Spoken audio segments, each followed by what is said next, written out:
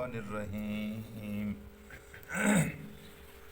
ھذا بلاغ للناس ھذا بلاغ للناس ولینذروا به وليعلموا انما هو اله واحد وَلِيَذَّكَّرَ أُولُو الْأَلْبَابِ صدق اللہ العلی العظیم۔ رفقائے محترم، سب جانتے ہیں کہ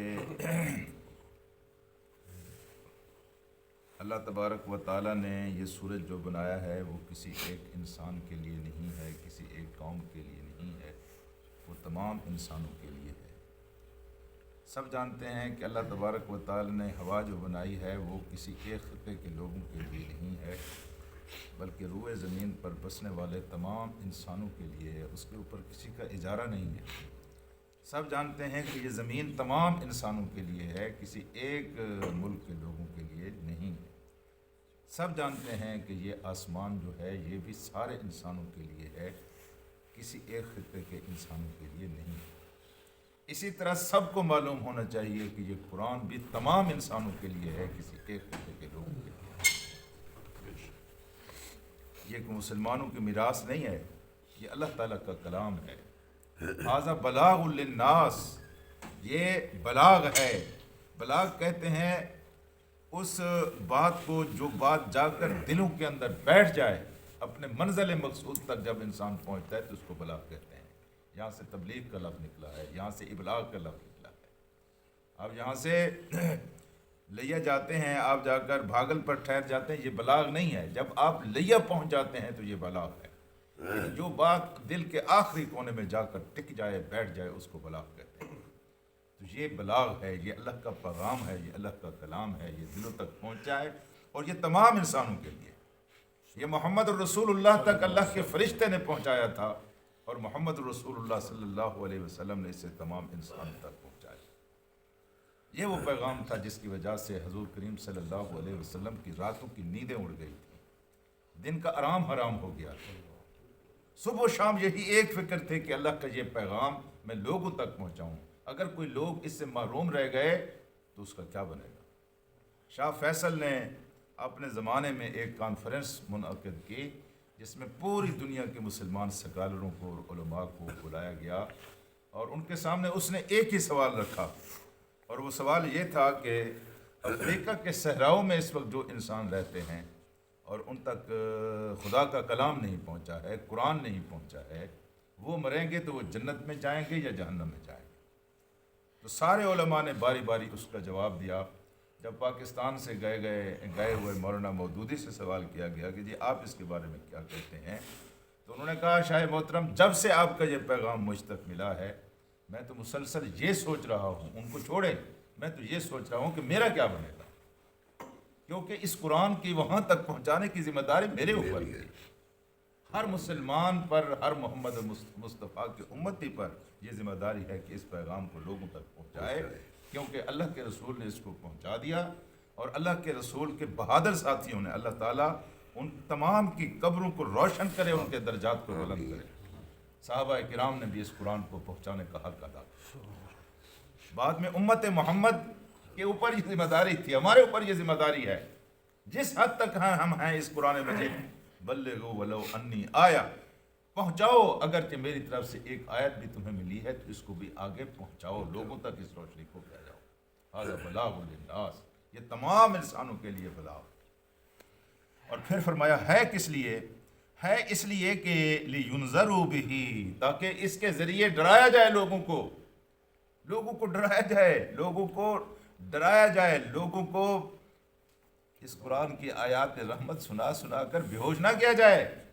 امام غزالی نے کہا تھا وہ معاشرہ جس میں غفلت عام ہو، جہاں نمازیں قضا ہو جاتی ہوں، وہ معاشرہ جہاں حرام کو حرام نہ سمجھا جاتا ہو، وہ معاشرہ جو سارے کا سارا وقت جو ہے دنیا کے لیے لگا رہا ہے، وہاں اگر کوئی واعظ اور خطیب آیات رحمت پڑھ کر سناتا ہے تو وہ عالم نہیں ہے، آپ نے بتایا وہ شیطان کا بھائی ہے۔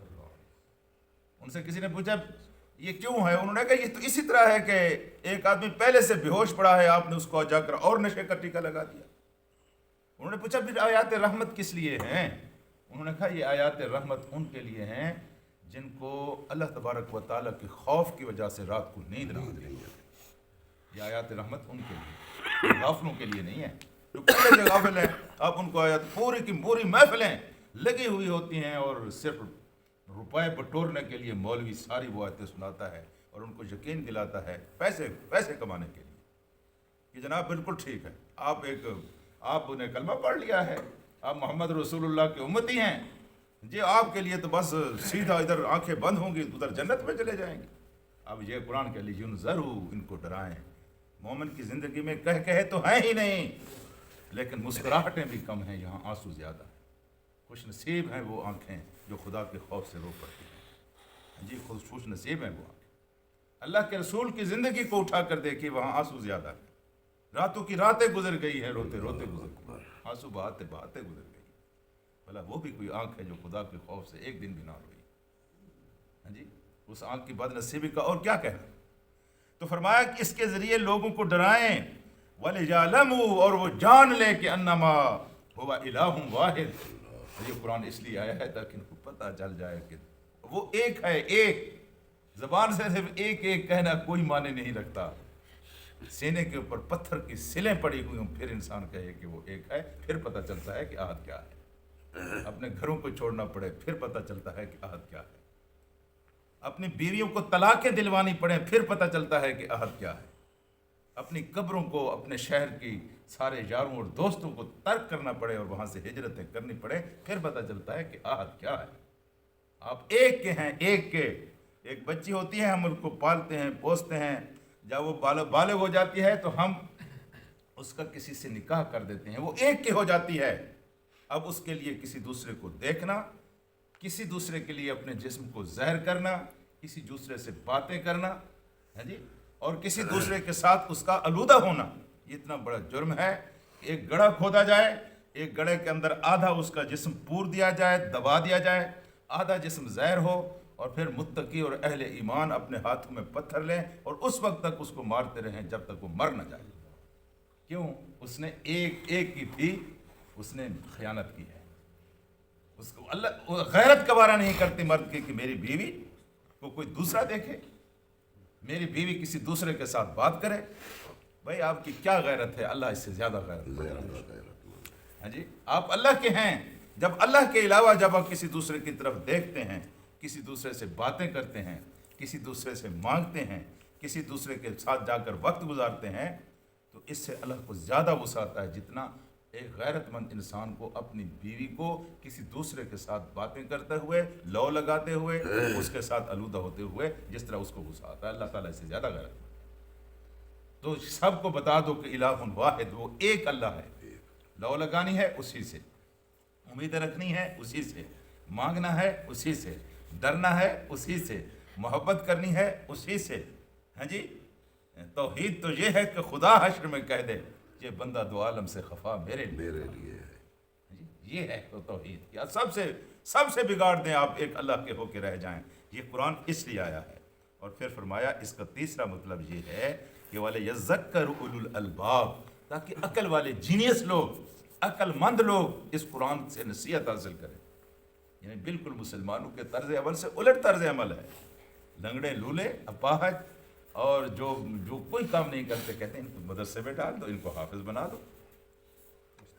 ہاں جی، اپنے بچوں میں جو ذہین بچے نہیں، اس کو تو ہم نے ڈاکٹر بنانا ہے، اس کو تو انجینئر بنانا ہے. ہاں جی بھائی، یہ عقل والوں کے لیے یہ قرآن کا. مزدوروں اور محتاجوں کو ادھر بھیجو، ادھر قرآن کی طرف عقل مند لوگوں کو لے آؤ. یہ تو عقل مندوں کے لیے ہے. لیکن ہم میں سے جو عقل مند ہے وہ دوسری سائڈ پر چلا جاتا ہے. وہ 4 سال ایک یونیورسٹی میں لگاتا ہے، وہاں سے ڈگری حاصل کرتا ہے، اور قرآن مجید کے لیے ایک سال دینے کے لیے، 1 مہینہ دینے کے لیے کوئی تیار نہیں ہے. ہاں جی، تو فرمایا یہ ہے کہ اس قرآن کے نازل کرنے کے یہ مقاصد ہیں. ایک تو یہ لوگوں کے لیے بلاغ ہے، لوگوں کے لیے پیغام ہے.